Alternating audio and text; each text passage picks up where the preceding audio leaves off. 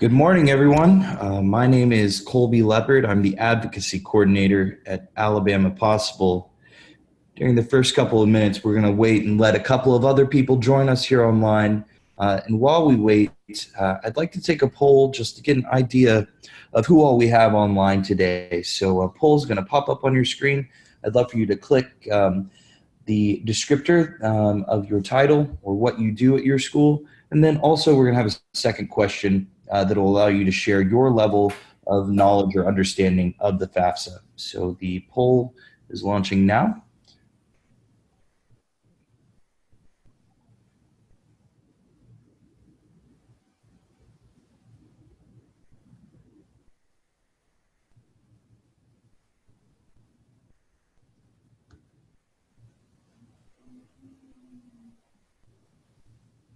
Seeing we have some counselors and career coaches as well as educators.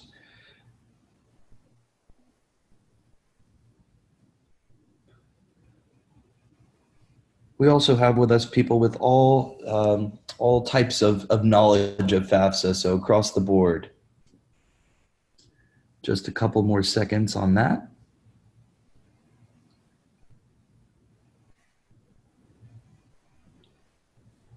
Now you should see the results of that survey just so you can all get a sense of who is online with us today, what they do at their school or in their school system, as well as their knowledge of FAFSA. And we're really going to go over everything about the FAFSA today. This is a webinar for people that are beginners and want to learn for the first time, and a refresher for people that have been around the block a couple of times. So with that said, my name is Colby Leopard. I'm the advocacy coordinator at Alabama Possible. We're excited to have you with us today for our webinar on FAFSA 101 or FAFSA Completion 101. Before we get started today, I'd like to give a bit of a refresher on our last webinar, which was an introduction to the Alabama College Campaign and the Cash for College campaign. During that webinar, we reviewed what the Alabama College Campaign, which is a partnership between Cash for College or Alabama Possible and the Alabama State Department of Education.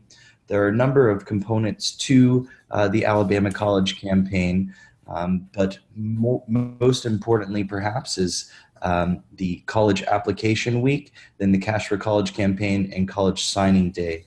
So briefly reviewing that timeline, FAFSA portal will open on October 1st, and that's when students at your school will be able to fill out their FAFSA for the following school year.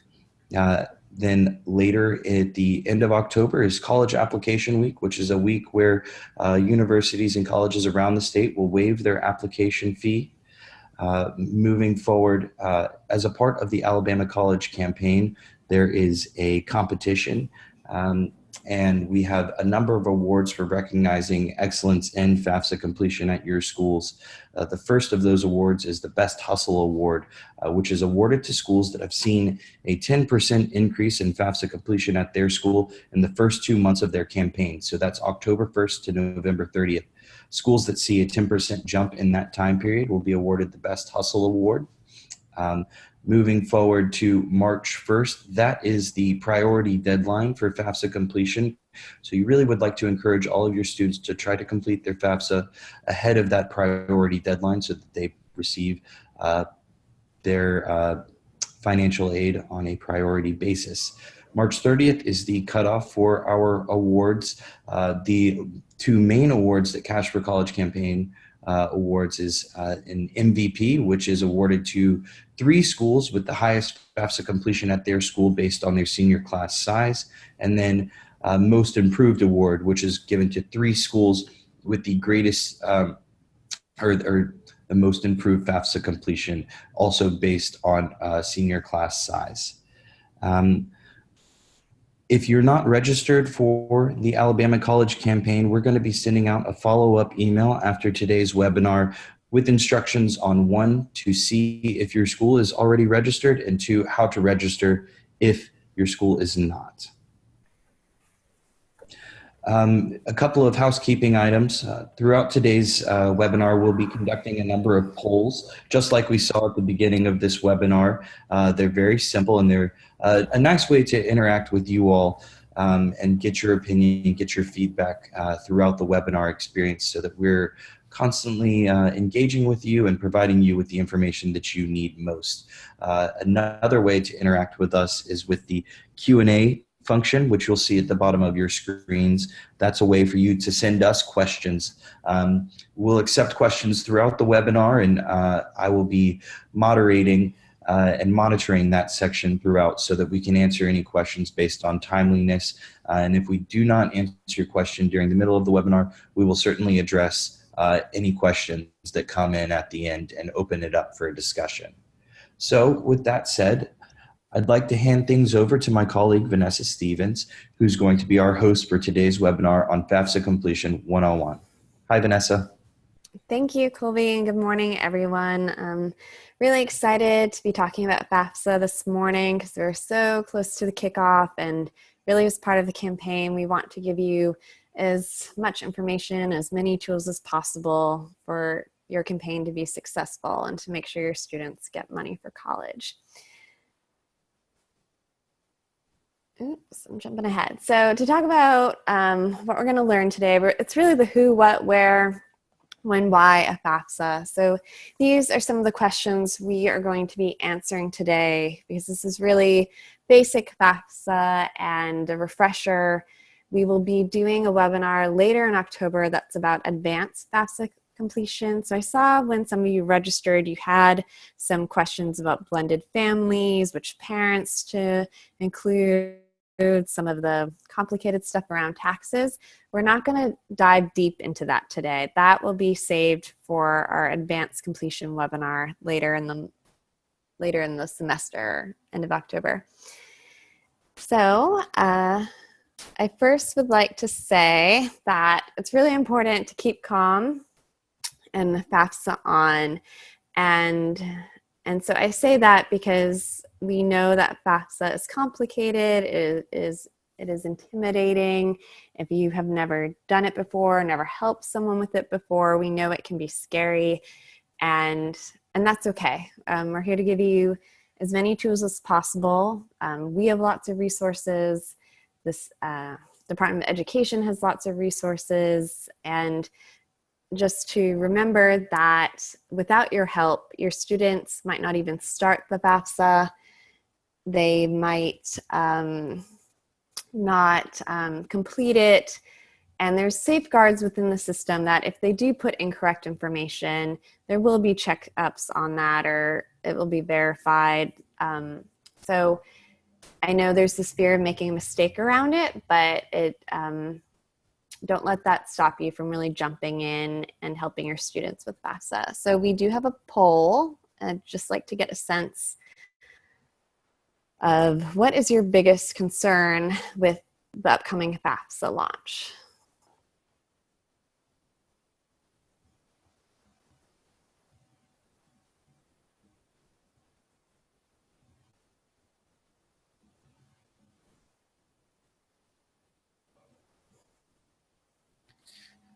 So we're starting to get some answers in from that poll. We're seeing a lot of not obtaining parent information, which is consistent with things that we hear at our in-person workshops, not being able to answer students or families' questions. Another one I'm seeing a lot, students not being motivated, helping students in more complicated situations. So just a couple of more seconds on that, and I'll share the results for everybody to see. And now the results should be on your screen as well.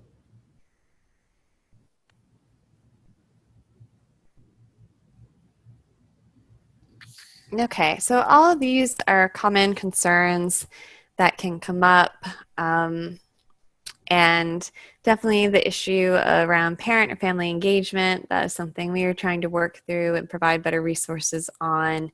And hopefully between this webinar and the advanced completion webinar we're going to be doing, we will really help you be able to answer families' questions and to serve them excellently. So starting at the very most basic, what is the FAFSA? So it stands for the Free Application for Federal Student Aid, and it helps schools determine the type of federal student aid students are eligible for based on their family income.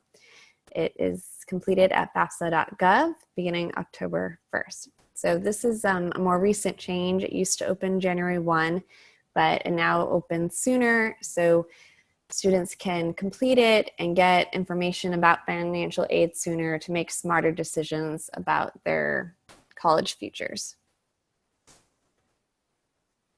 So just how does the FAFSA determine aid? So when you complete a FAFSA application and you list schools on it, that information gets sent to each of those colleges or universities or career schools, and they have a cost of attendance.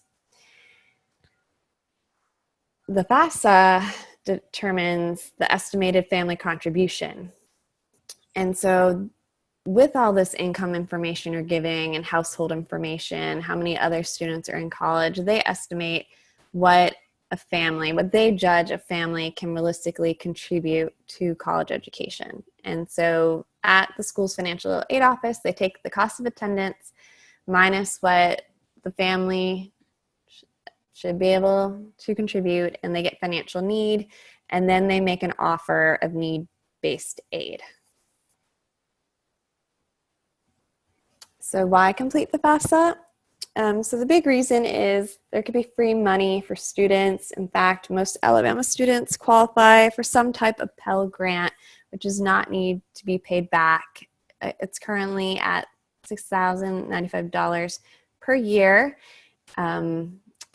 There is a proposal within Congress for it to go up another $100, but that has not taken effect yet or been passed.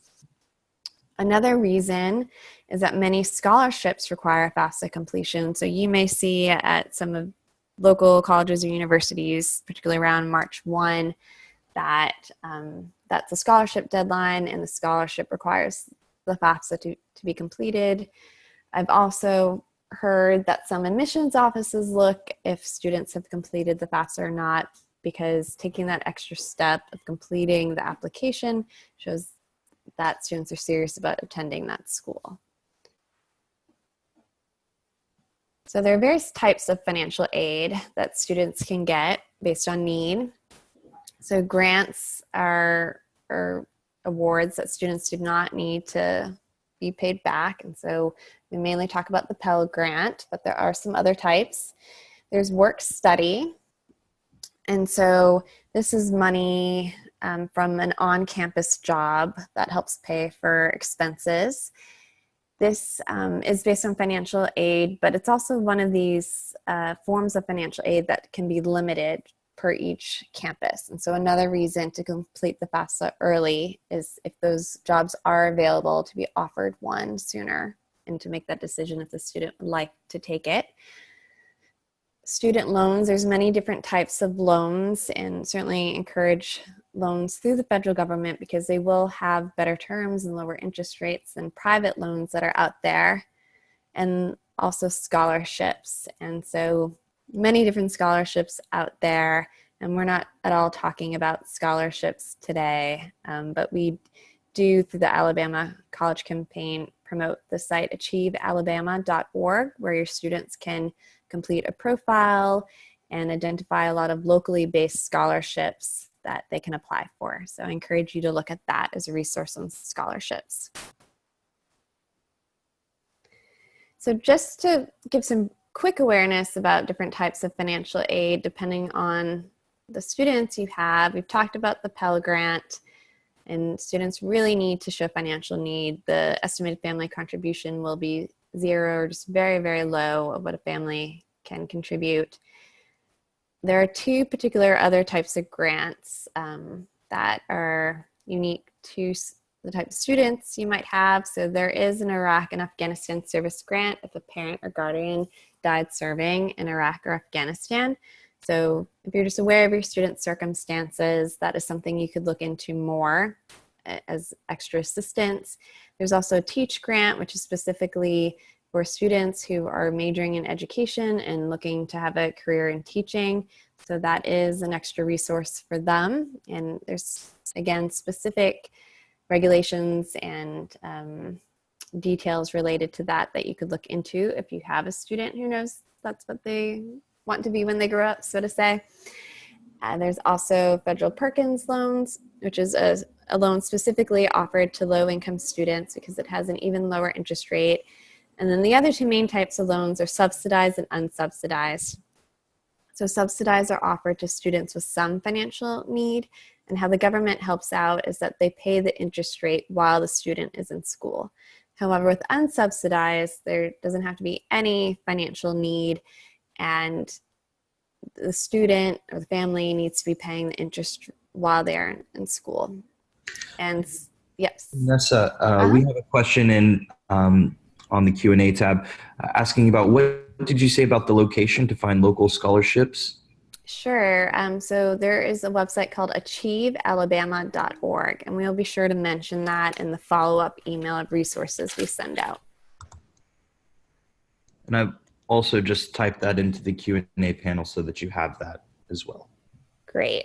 Go for it. So even if you have, for example, a family that really doesn't think they're going to qualify for any type of aid, they could still be interested in the loans. For example, some families maybe want their child to take on extra responsibility and take on a loan, for example, even if it's unsubsidized.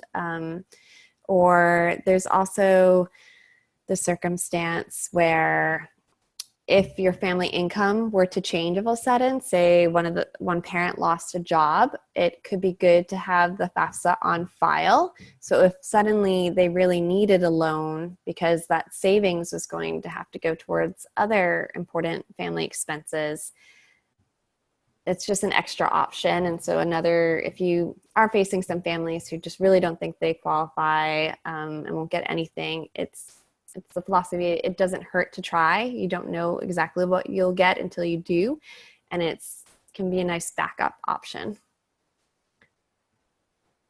So what can you use financial aid for, just in case your students ask you? It can be for tuition and fees. It can be for books and supplies, including a computer, for transportation and childcare, and also room and board. So not for spring break or something like that, but it does cover a wide variety of basic living expenses to help you go to school. So students and families having lots of different thoughts in their heads, questions, concerns when they think about the FAFSA. One thought might be college isn't for me. And so really trying to change the narrative around college through the Alabama College Campaign, and that college isn't just a four-year university that you move away from home and go to. That college is any type of program, technical or academic, after high school. And that FAFSA is for 4-year, 2 years, it's for career schools. Again, we were just talking about families think they don't qualify. There are still other reasons to apply, be it for scholarship requirements, be it just having that option for a loan if you need it. Some students think, well, I'm just going to get like a full ride through sports scholarship or some other sort of scholarship. And the thing is, hopefully they do get a scholarship, but that scholarship might not cover everything. It might not cover books. It might not fully cover room and board. So if you do qualify for additional aid to really fully cover your college experience, that's even more ideal. Obviously, there's concerns around time and how are they going to do this. With everything else that's especially going on during senior year. And so really with that, when we have resources like a FAFSA lesson plan, for example, to do in the classroom that helps students take the steps of creating an FSA ID or actually completing aspects of the FAFSA during class time, that is a way to really address that issue or concern that students might be having. Getting information from parents, we know that's tricky, and we'll talk through some of that. And of course, parents might be, wondering why all of a sudden is my school or my child asking for this sensitive information around finances.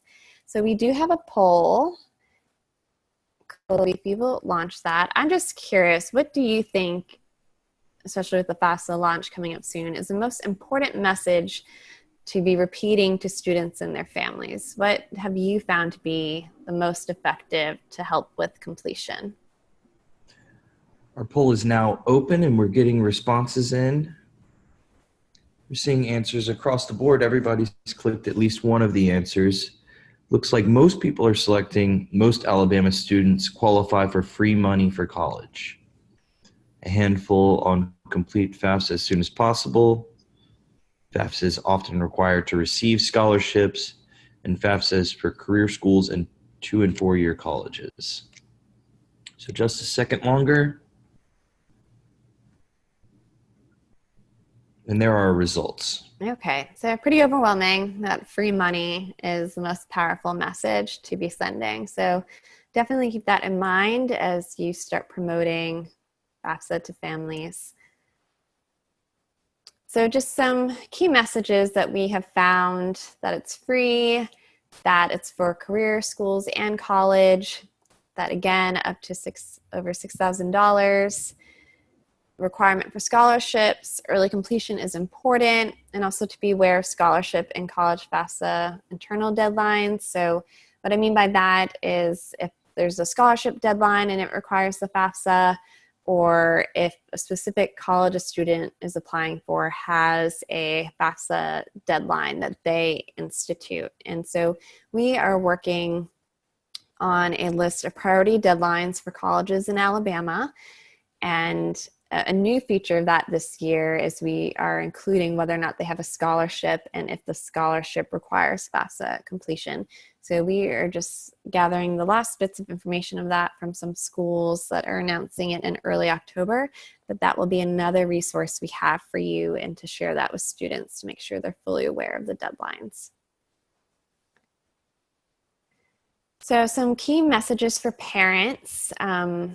One, and just for students too, reminder, it's FAFSA.gov. There are other sites there trying to claim that families can fill out the FAFSA there, but the place to do is at FAFSA.gov. It is free and it's also safe and secure at that site. That it's only used to determine your child's eligibility for financial aid. So really emphasizing that, and we know concerns come up around the taxes, but while families might be asked for additional information or go through verification, which we'll talk about later, this should not open up some big problems for them or something by sharing this information. Another message is just that their child, their student's going to need some help, even if it's just signing the FAFSA form, and they're going to need key important information to complete the application. This is in the case that the student is a dependent, which we'll also talk about that.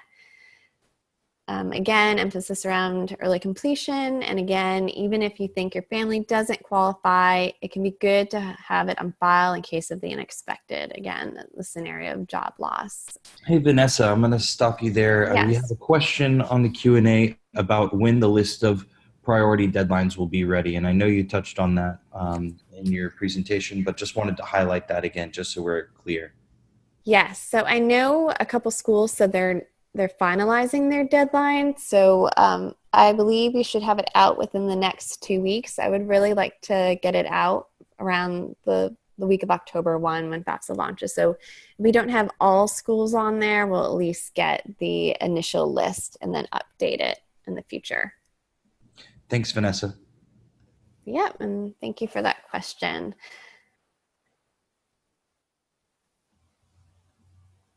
So eligibility. So here we're just going to talk some about which students are eligible, but also which schools. So there are very specific guidelines in order for students to accept federal financial aid. So that said, again, the emphasis is on accepting it. So when a student is applying, they're not going to have their high school diploma yet or their GED. But when, more or less by the time when they go to actually accept it, the expectation is they will have that. So having actually graduated from high school or having that equivalent, being enrolled and accepted as a regular student in an eligible program, For males, being registered with a selective service, having a valid social security number, there's some exceptions given immigrant students, having and maintaining satisfactory academic progress. So students need to maintain certain grades to be able to maintain eligibility with the FAFSA. And of course, FAFSA, you have to keep filling it out every year. And so that's important to set that expectation with families. And then also finally sign the relevant certifying statements in order to actually accept it and have that hit the bank account, so to say. So there are some exceptions, like I mentioned, and we will go into this some in more detail with advanced completion. And then we are looking to do a webinar specifically focused on working with immigrant students or immigrant families. So they could be US citizens, but their parents are not. And so there is other types of documentation that a student might need to provide, a green card, there's special visas for survivors of crime. And really, even if an immigrant student does not have one of these records, there are still ways for them to complete the FAFSA as a record of family need because, for example, they could be eligible for scholarships, the specific college they're applying to, if it's a private institution especially, might have funding that they can allocate. So even though students, for example, who have DACA or Deferred Action for Childhood Arrivals, even though they may not legally accept federal financial aid, there are other options out there and there are ways for them to complete the FAFSA. So I just want to spread general awareness about that because we do not want to be sending a message that a student cannot do something if really they can, and there are options out there for them. There might be more challenges or barriers, but there are ways we can still really help every single student in Alabama. And so stay tuned on that. And we also have a resource that's in English and Spanish for immigrant families and getting financial aid that will help with that. Hi, Vanessa. We have another question. And how will males show that they have registered for selective service?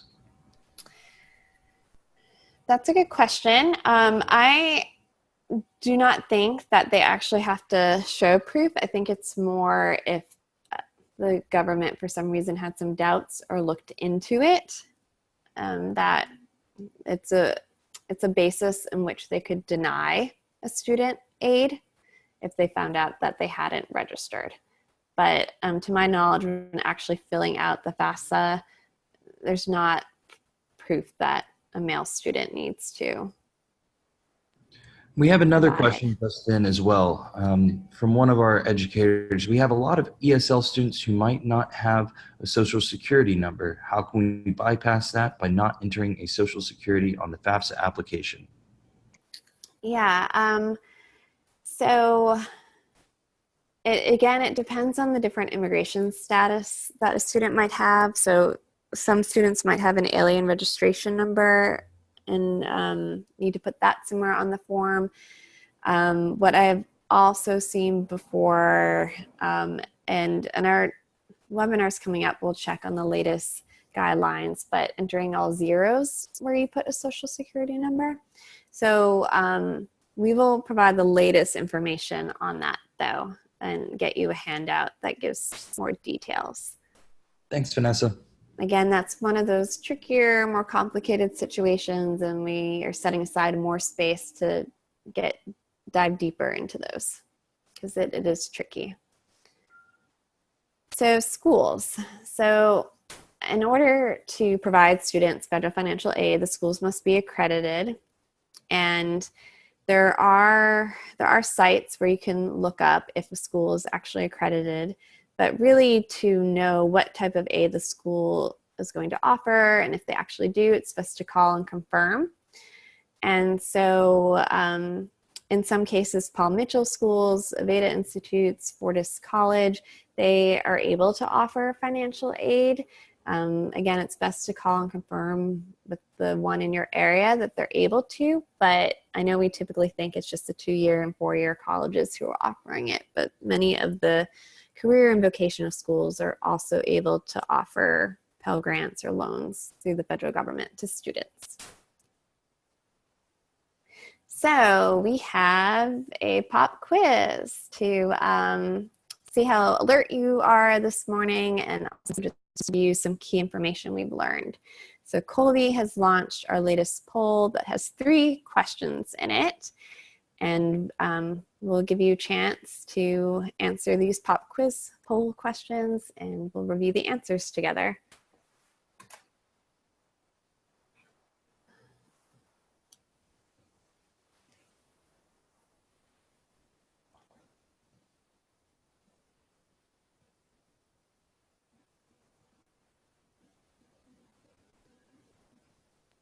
So just a couple of more seconds on that, and then Vanessa is going to go over the answers to these questions.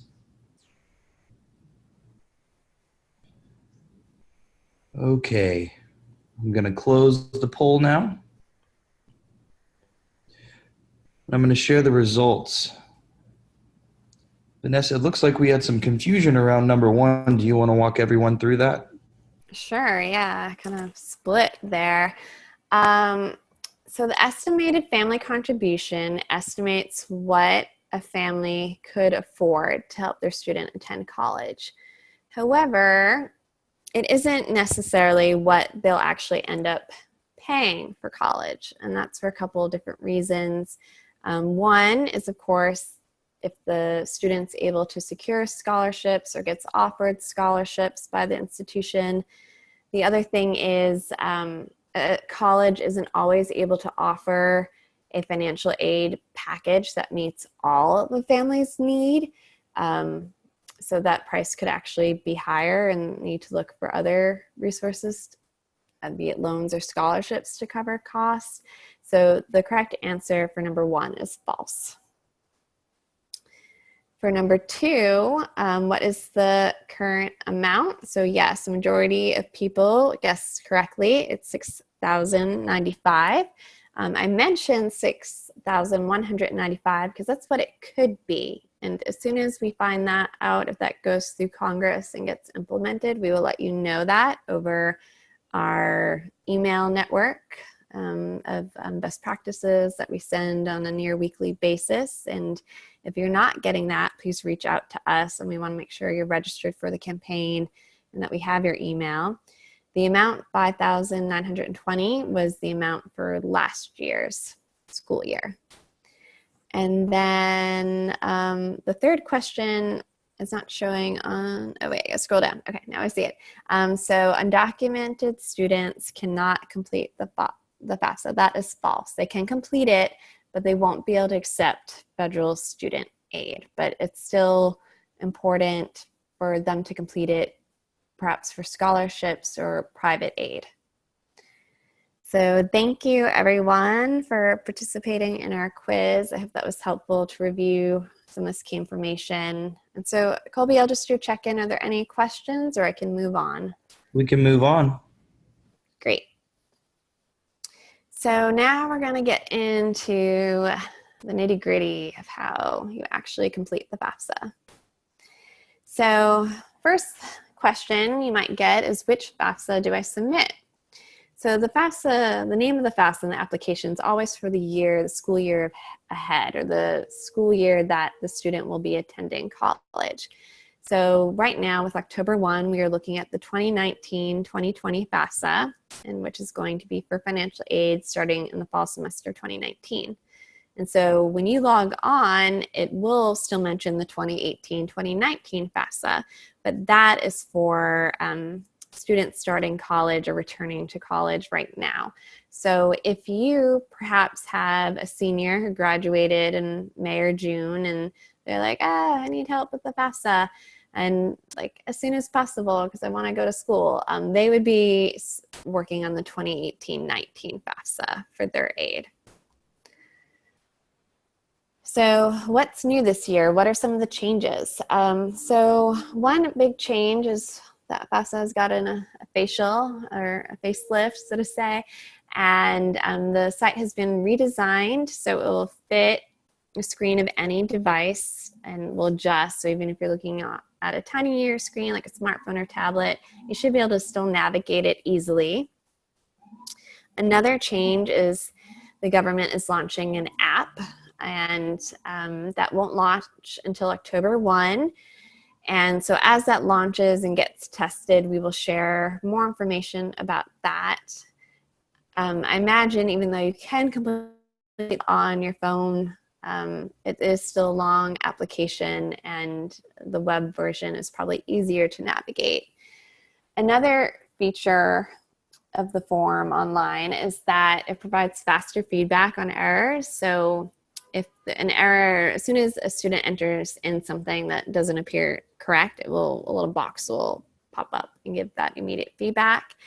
And so they also have changed the threshold for an automatic zero estimated family contribution, and that went up $1,000.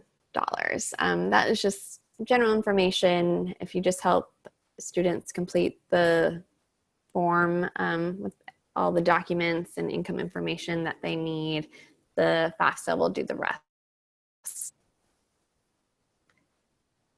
So steps. Here are the essential steps for completing the FAFSA. And so really the first step is getting your ducks in a row and gathering documents, which just makes it easier once you go to complete the paper or online form that you don't have to stop. It's great if you have everything ready. Or also creating the FSA ID, which serves as a basic username and password. So when working with your students, you can either encourage them and their families to gather their documents first, or you can go ahead and really jump in with FSA IDs. After that, you fill out the application, which will go through the major components of that. It needs to be signed and submitted. And then students will get a student aid report. Some students will be selected for a process known as verification. And we have included that as this long list of steps in the process because we think it's important to set the expectation for verification or normalize it so it does not seem as scary and it's just part of the process. We'll talk more about that. And then lastly, students will receive financial aid award letters and will need to be able to compare the financial aid they're being offered and use that to determine which college is the best fit for them. So documents, like I mentioned, it can save a lot of time and can also increase accuracy if families and students have been able to gather some paperwork. So social security numbers, for example, you might have students who don't have their social security card and might need to get that ordered, so that could delay things. Dates of birth, parents' information if the student is dependent, prior year tax return, we'll talk more about that, records of untaxed income, which includes benefits like social security and disability, free and reduced lunch, and information on cash, savings, checking account balances. And this list is technically longer, but these are really the main things that it is helpful for families to know before sitting down and filling out the form. So step 2 is creating FSA ID. That can be completed long before October 1. Students could start doing that over the summer, for example, or right now. And so hopefully at some schools, for people who are more seasoned pros at the FAFSA, are already getting a jump start by having their students create their IDs and the parents in September. It's created at FAFSA.gov, and both the student and at least one parent must have one unless the student is independent under federal guidelines. So we'll talk more about that. As part of security, like most websites these days, you need to come up with some challenge questions and answers to help verify identity. What's really important about the ID is that it serves as an electronic signature when you submit the application. So really, according to the federal guidelines in FAFSA, it is private. It's separate. Like students should log in as students and parents should log in as parents, and they shouldn't log in as one another into the form. So one tip that we have is to really encourage families to use a personal email account. And so not their school or not their work. Like I mentioned, FAFSA has to be filled out every single year. And so once the student graduates high school, they might not have access to that email anymore, and especially probably not in their junior year of college. Likewise, if a parent leaves their job, they're not going to get that email anymore. So you can even help students create an email address specifically for college applications in FAFSA, and just maybe it's like the student is John, it's like John's college@gmail.com or something like that, and just something they can use if they don't have something. And so we also have a worksheet, a handout specific to helping students and parents write down this information with some additional tips. And so we will share that handout again after the webinar so you can use it. So the application itself. So this is actual screenshot from the outline of the application, and we'll go through each of these steps, and if we have time to log on, we will, so you can actually get a feel for what the FAFSA looks like online. So these are more quick tips or highlights and key things to mention about these sections. So under student demographics, the name you enter on FAFSA needs to match what's on the Social Security card. Otherwise, it's going to be flagged as something that's incorrect. So again, that's another reason to make sure the Social Security number is correct, but also that using that name. You might run into problems with this as well. Say, for example, a mother got married and she changed her name, but she never had it changed on her Social Security card. Technically, when filling out the FAFSA, she needs to be, even though she has her married name, she needs to be using the name that matches her Social Security number.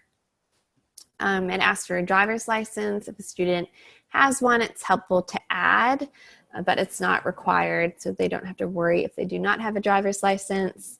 There's also a question on here, are you interested in being considered for work study? We highly encourage students to put yes, and then they can later decline it if they're actually offered it. So that is a common question your students might ask you, and that is our suggestion. So the next section is school selection, and you have to put at least one school.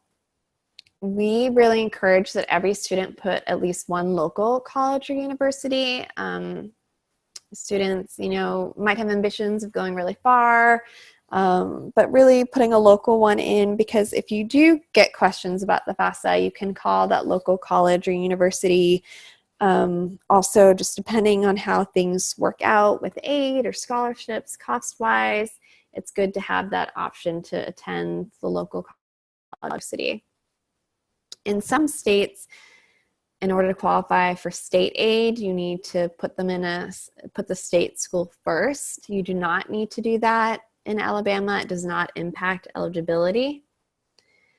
You can search for schools by their name and location or by code. On the initial FAFSA application, you can add up to 10 schools, but after you submit the FAFSA, you can log in and add additional schools. So for students who really aren't sure where they want to go, that is the best option for them. So then the FAFSA has a section on dependency status, and this is a questionnaire where a student will answer a series of questions of yes, no, and the form will actually determine if they are dependent or independent.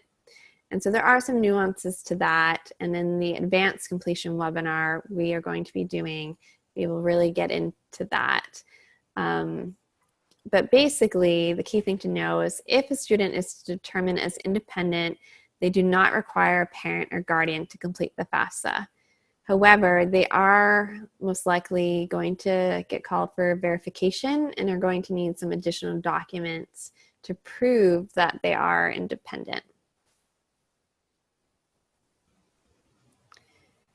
The next section is parent demographics, so only dependent students will need to work on this with their parents. So it does ask questions around marital status and dates around that, and this is another area that can be really confusing. We have a handout about which parent do I list on the FAFSA, because it really, it can depend if parents are together married, if they're divorced, if the parent they live with has remarried. So this all helps the government determine what the family's estimated family contribution is. So they try to gather this information, and then whose income needs to be going on the FAFSA. They're going to need some tax returns, and also it's going to ask the number of people in the parent's household and who the parents are supporting. So for example, if you have a student with a sibling who's older and in college, and they're getting most of their support from their parent, the parent is still able to include them in their household, for example. So financial information, because this is trying to determine the need, it does ask about programs like SSI and SNAP and free reduced lunch. And so the student will need to have some general knowledge if their family is on these programs, and on the form you check those off.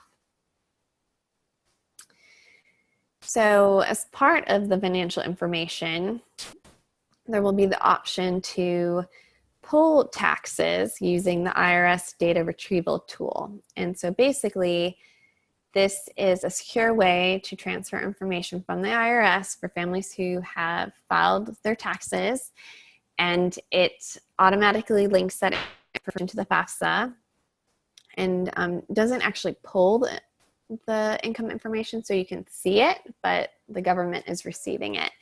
So this is a huge way to reduce the chance of verification, because the government is pulling its own information, and so they trust it. So a key thing with this to get the tool to work is to enter the correct address. And so that is why, if you can ensure that a student brings a copy of their tax return, you can see the exact address that their parent or they themselves used if they've been working. So this is as small as, did they put street, S-T-R-E-E-T, or did they just put S-T period, for example? So things like that can really ensure a smooth transfer of information.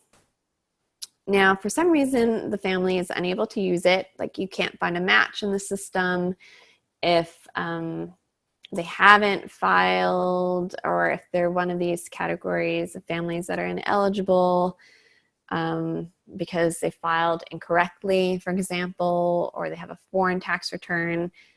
We really encourage you to have families pre-order an IRS tax transcript. And we say that because most likely they are going to be selected for verification, and so it's good to already have that in the mail. And so when they do get asked for a tax transcript, the family can quickly provide it. And so like I mentioned, some folks are going to be ineligible to use it. So students or parents who are married and filed as married filing separately, or they're married and filed as head of household, or if they're from Puerto Rico, or a foreign tax return. And so they will have to enter their information manually. Related to taxes, FAFSA now uses what is called prior year tax information. And so this is very useful, because before, FAFSA would open in January, and even though you could complete it, your parents generally hadn't filed their taxes yet. They could wait until April to file for their taxes for the past full year. But now you can use prior year taxes. So for 2019-2020, families will use their 2017 2017 tax return that they filed in 2018. So those taxes they already did this year, hopefully, based on what they earned in 2017, is what they can put on this form. Now, families might have the question like, oh no, our income situation has changed, someone lost a job. That doesn't matter for the purpose of filling out the FAFSA. You can only use this tax year now. You can't use the taxes that they might file in February for 2018. In that scenario where a student has had a significant change in family income, they're going to have to file it, their FAFSA, according to this, and then contact each of the college's financial aid offices to explain the changes in their circumstances. So we don't have a lot of time left, but because I want to keep this within an hour, but I did want to just let you know that FAFSA has a demo site that you can log into and basically see fake students like this Larry demo last name. And you can log in as a student who's independent, as a dependent. You can log on as a parent. And just to show you quickly, if I still have this site up here, let me see if it will pull up to sign in. So there's a site and we'll give you a username and password. And as you can see here, there's preloaded test data for renewal FAFSAs and also for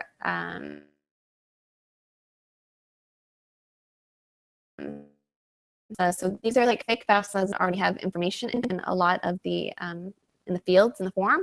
So you can just pick a random student, as you can see here, independent or dependent, and you can see where it lists their FSA ID and their password. And you scroll down way down here to the bottom, and they give you lots of different scenarios. And click on this link, FAFSA, on the web demo site. It will take you to the demo site, and you can enter in these students' names, and you can actually walk through the form and get a better feel for it. So we will send you that login information so you can play around with that. So after a student and parent has completed everything, they both must sign the form using their FSA ID and submit it electronically. If they cannot do that or that's not their preference, it can also be printed, signed, and mailed. And so with that, we now have a new tool in Alabama, which is the FAFSA Completion Student Lookup Portal. And so some days, well, technically the portal data is updated every 2 weeks or so currently. So if you know generally when a student has said they've submitted their FAFSA within a 2-week time period, you should be able to log on to the Student Lookup Portal and actually see the status of your student's FAFSA and if it was fully completed.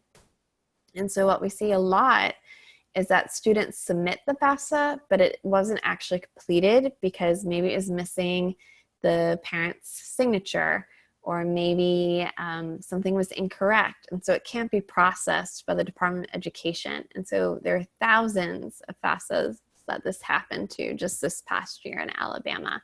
And this is really the easiest way to increase your completion rate, is making sure every student who submits a FAFSA actually submitted a completed FAFSA. Because when we do the competition, we are only counting 100% completed FAFSAs that are actually leading to student aid.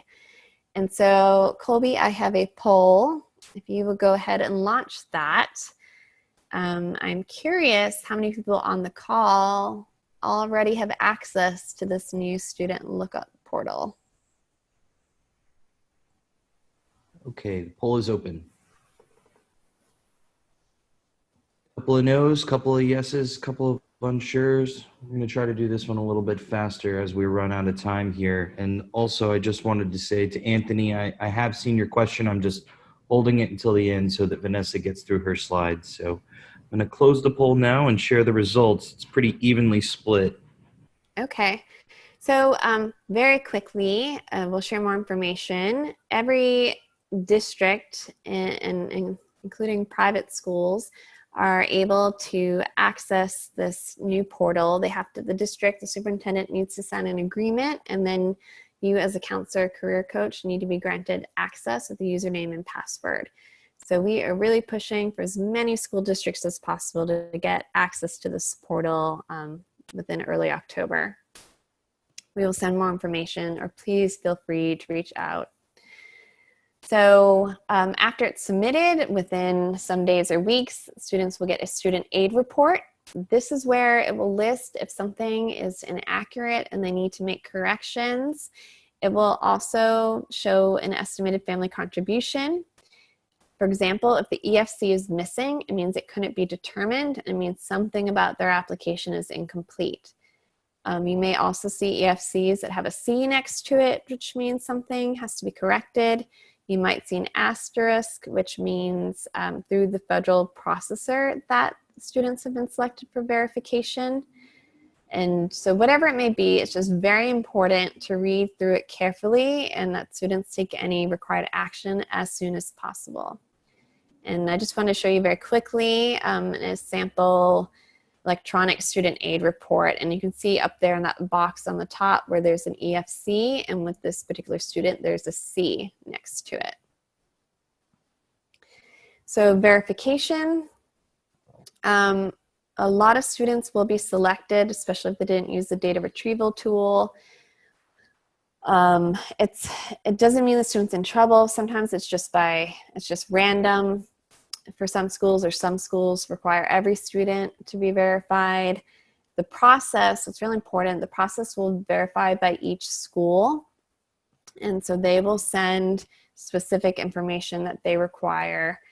It's important that students respond quickly, and really if they know which school they want to go to, they should really start with that school. And it's important to remember that the college's financial aid offices are there to help, and that's their job. And so I know we are not experts on verification, but they are, and so really to lean on them as a resource. So once that process is done, then comes the step of actually getting financial aid. And so students should receive a financial aid award letter, and they have to accept or decline each type of aid. And generally it's best to accept free money like scholarships and Pell Grants first, earn money like work study, and then borrowed money if they have to do that. Common mistakes. This is a whole long list of mistakes just to be aware of.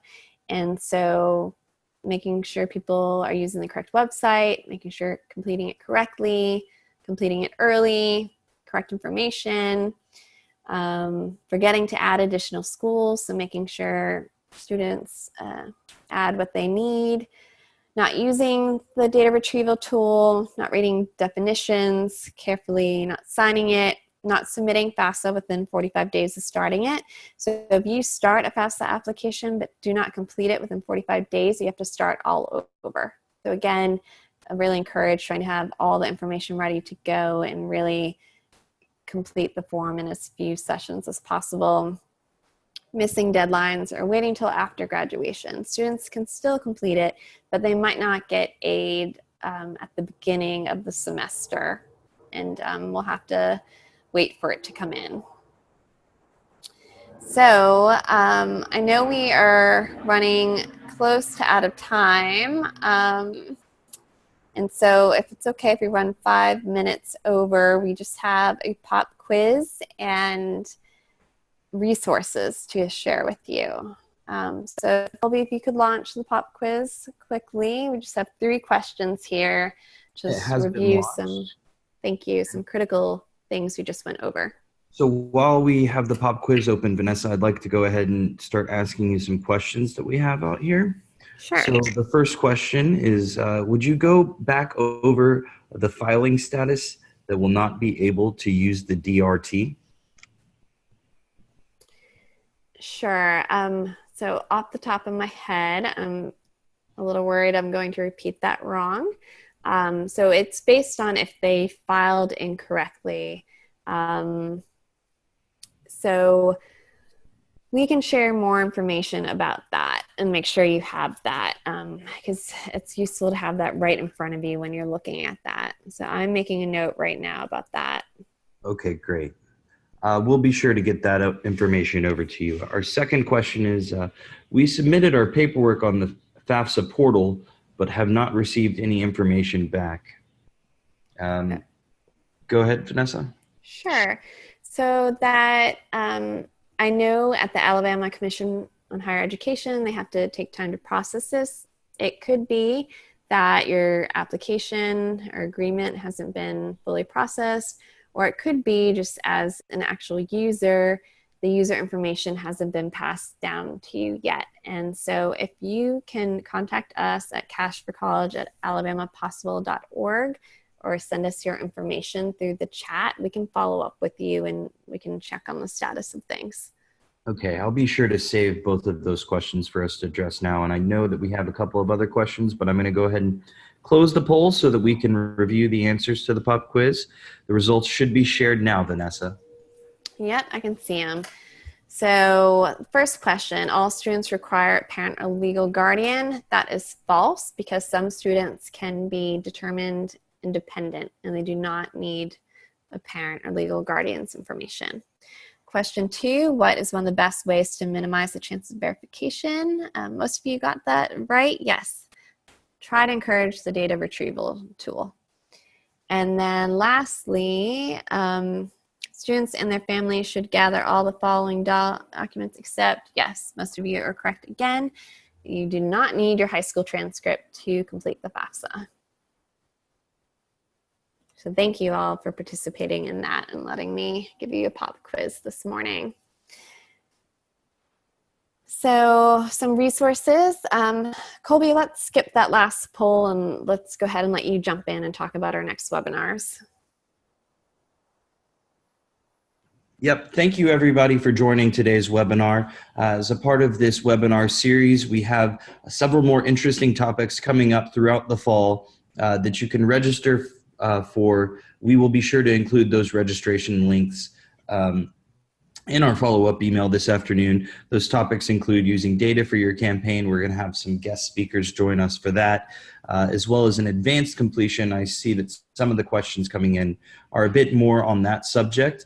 So we'll dive deeply into some of the more complicated aspects of completing your FAFSA. We'll also be going over digital outreach, SAR and verification. One other webinar that I did want to mention here, because this was sort of relevant to a question that was mentioned earlier in the Q&A, is that we are actually going to be hosting a webinar for families and students, so not necessarily directed specifically at guidance counselors or career coaches, but for parents to actually utilize. So when we opened the poll and you said that one of your concerns was not having answers for students or families, it's our hope that our family webinar will be able to answer some of those questions. We will be sure to let everyone know once we have that scheduled, because we'll be looking to you to market that. I'll also add that that webinar will be recorded and posted to our YouTube channel, just like this webinar, so that it can be accessed at any time. We're going to try to be strategic about when we host it, probably around 7 p.m. on a Tuesday or a Thursday. Because that seems to be the time that works for most families. But with that said, I'd like to go back over to Vanessa and perhaps go through some Q&As, Vanessa. Sure, and I'm just gonna list some other resources. We'll send all the resources out to you, so don't worry about writing these links down. Okay, so do the students always use the parents' tax info only if they claimed them in their income tax? Example, divorced parents, student lives with mom, dad does not pay child support but claims student on his tax returns. Does this student have to use the dad's tax returns? So technically it's, I believe it's the parent the student is living with, but again, that is getting into advanced territory, and in that webinar we'll go through specific scenarios like this to really dig into that. Okay, we have another comment. As an educator in an alternative school, Our students have drug charges as adults. Do you know how this impacts students' eligibility? So I'm not entirely certain of that, and so we will take that question and make sure we have a very clear answer for the advanced completion webinar. Okay, I will save that question just so we can get some clarity around that. And then lastly, we just have a couple of requests for the PowerPoint, so we'll be sure to include that in our follow-up email as well. So with that, I'd just like to say thank you to Vanessa for being such a gracious host today. And I'd also like to thank all of you for participating. We had a really good turnout and really great engagement on the polls as well. As a part of our follow-up email, we'll also include a survey on how we can continue to improve our webinar series so that we're always progressing with you and providing you with the information that you need. So on that note, I wish you all a good day and a good weekend, and look forward to having you back next time. Goodbye, everyone. Bye-bye. Thank you.